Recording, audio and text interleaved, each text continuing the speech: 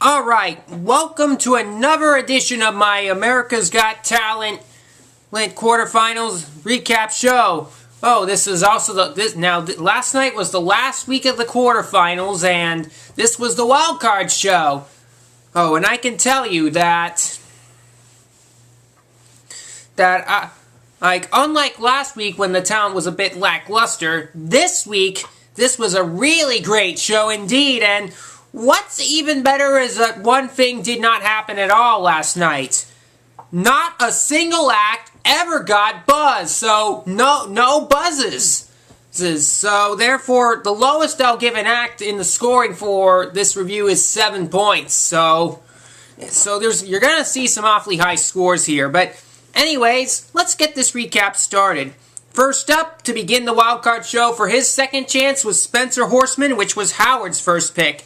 And this time he did a trick which for the escape trick, he went himself into a big tub of cement, and he had 90 seconds to do this. We didn't see a timer this time, and this time he managed to escape just as the cement thing completely filled up, and he was all covered in cement. I'm sure, hopefully, he did get cleaned up afterward, because cement can dry out in a matter of due time, and that would be hard for him to get out then. So good thing he got out of the cement while it was still wet, so otherwise that would not have worked.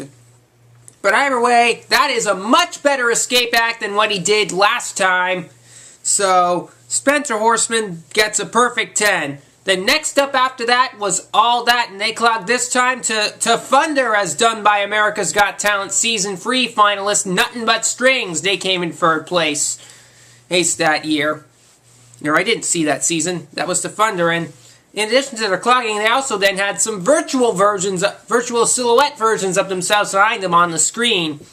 It actually wasn't that bad. I'm glad of course it might not have been superior as the last one, but at least Sharon had some positive feedback since they were Sharon's pick, as she announced. Now, as for Spencer, a lot of these acts weren't really my picks, but I was surprised to see them. But anyways, back to Sharon. At least Sharon had feedback, so All That, 8 out of 10. Then the next act after that was Jared coming back, was Howie's first pick, which was Jared and Raja. So the magicians. Now, last time they were performed, they had that singing in the rain thing and all that thing. That just went okay. I wasn't expecting them to come back, but when they did, I was surprised to see that kind of thing. This time the act had Raja being in a box and playing the piano.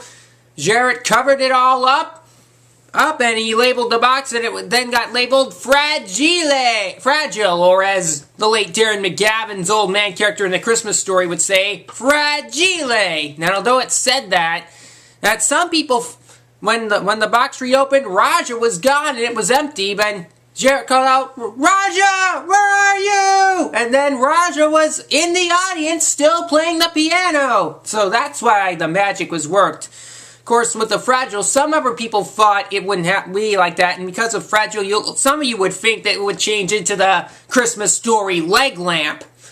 But that, of course, sadly that was not. But that wasn't used. But this magic act was great. They could go through, but I'm not too sure if they'll be one of my 4 picks yet. They could.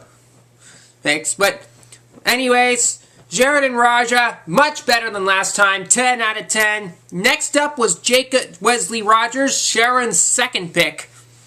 And this time he sang without a piano and sang The Edge of Glory by Lady Gaga. The performance was just okay, and I noticed some pitchiness there, so...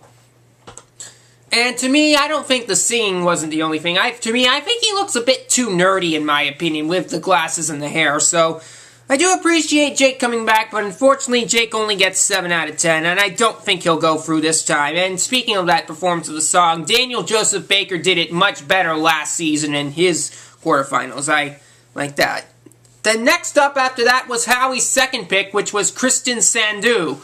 Never expected him to come back, because I can remember that performance ending prematurely in the third week, and which caused Howard to buzz in that time. Well, this time he reattempted that same thing again, this time he stood on the boards a lot longer and bounced, and the fire did go off, but once again the performance ended prematurely because as he fell off, but he managed to land safely and avoided injury. And at least, so again, this probably didn't go too well, but at least Howard did not buzz him this time, so... But Sandhu, I don't think he'll go through, so 7 out of 10 for him. I don't think he'll ever perfect that trick. Then next up after that also was another act I didn't expect, and I think Howard, and it was Howard's second pick, Todd Oliver and Irving. I never expected them to come back, but this time they had a fun act in which it had a thing saying Irving for president, and it got all political, and Irving really really made the judges laugh, and I think it made the audience laugh too. Now this ventriloquism act, I think this went a lot better than the last time, because making Irving be just only bringing out Irving this time, it really worked, and I think this political thing really is so funny. I am definitely amazed, and although it's another comic-like act, it is ventriloquism, and you know what? I would like to see that be put through to the semifinals. So Todd Oliver and Irving, 10 out of 10, much better. The next was Sharon's third pick, which was the Banbaz brothers, which this act was originally eliminated in Vegas, and they were one of the 3 that couldn't perform in Vegas, being eliminated immediately, along with Ivy Rose and Charlie C. That decision would send David the Bullet Smith, Olate Dogs, and William Close through to the 48 automatically. But this time, the Banbaz brothers did their acrobatic routine. They put these swords, and lucky they were careful, because one of the brothers did say that, one of the people did say that his grandfather's cousin got killed while attempting to do this trick. So yeah, it really was dangerous, and I am surprised that they definitely really came back to impress it with this. This acrobatic thing is so good. 10 out of 10. Could be a possible pick, but if they do go through, they'll probably be up against Donovan and Rebecca. Then next up back for his second chance was Howie's third pick, which was Sebastien El Charro de Oro. I'm glad to have him back. I really wanted him to go through to the semis last time, but it became a little disappointment when both he and William came out were revealing the fate at the same time.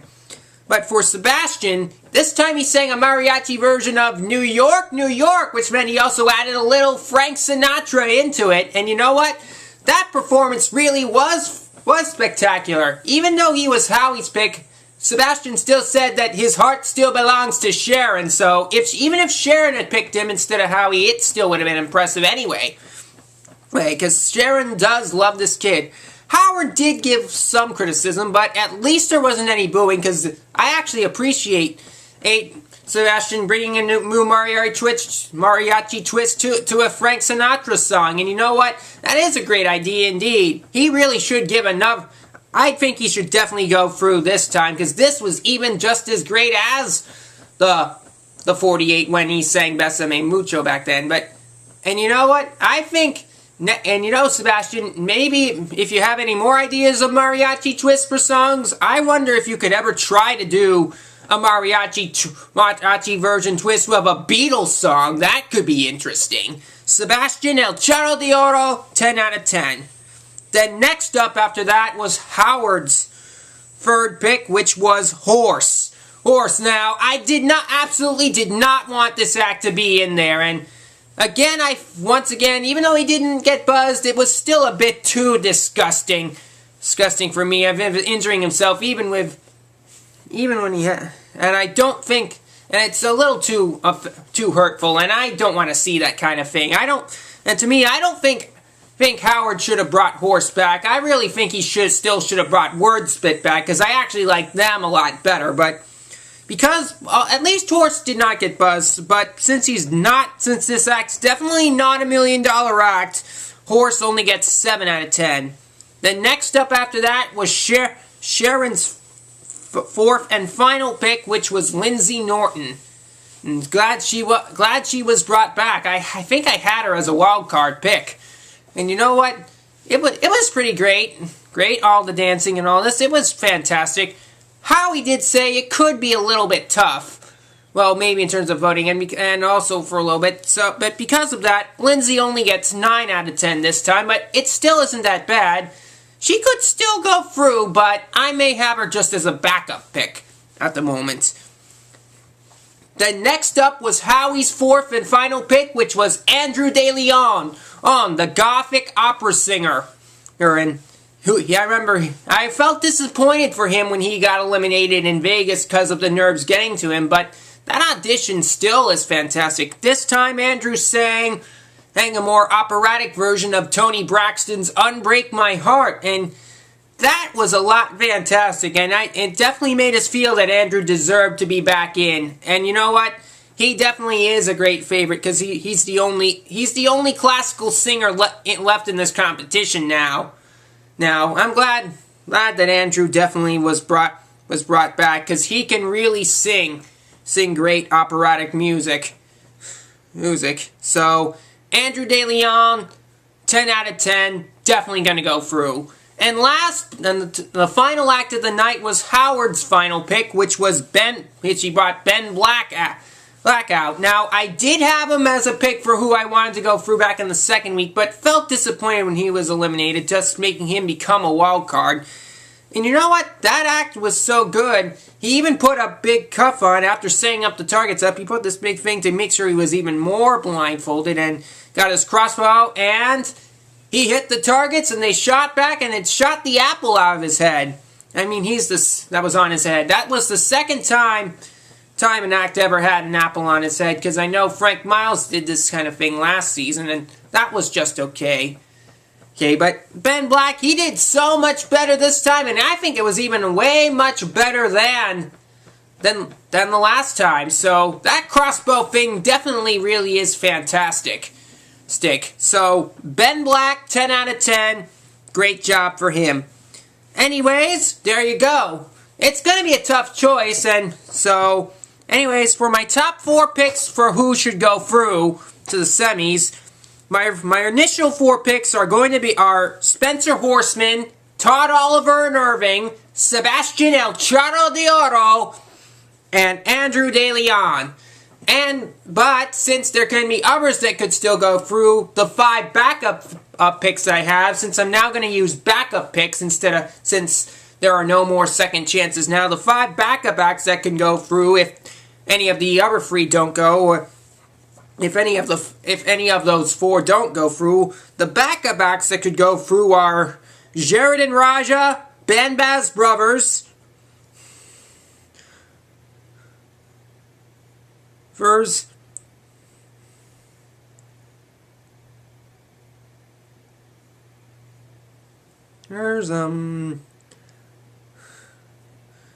Lindsay Norton and Ben Black. So